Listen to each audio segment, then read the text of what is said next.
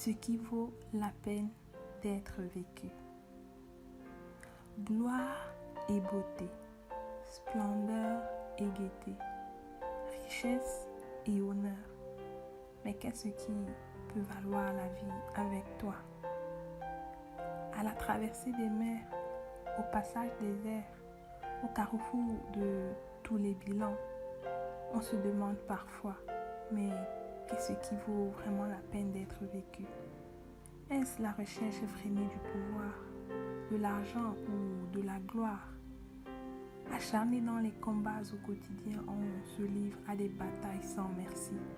Si au passage on peut se permettre quelques souillures, qu'importe, pourvu que cela nous permette de gravir des marches de la luxure. Pour pouvoir enfin se faire une renommée au sommet d'un égoïsme sans foi ni loi.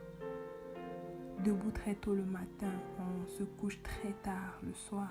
On fouille, on creuse, on croit faire des choix.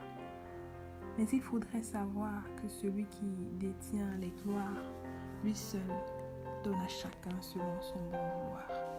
Mais qu'est-ce qui vaut vraiment la peine d'être vécu?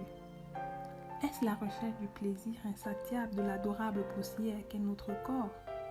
On se donne à ses envies sans remords. Elle mange, qu'elle boive, car demain elle mourra.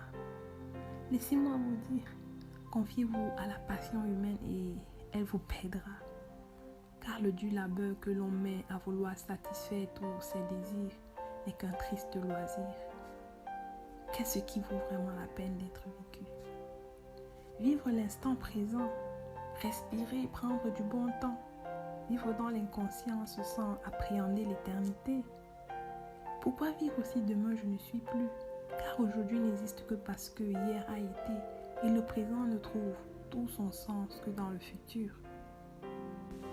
Qu'est-ce qui vaut vraiment la peine d'être vécu?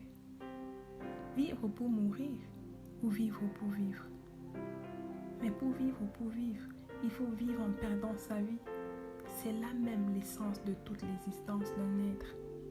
Mettre sa vie au profit de la valorisation de l'œuvre rédemptrice de Christ.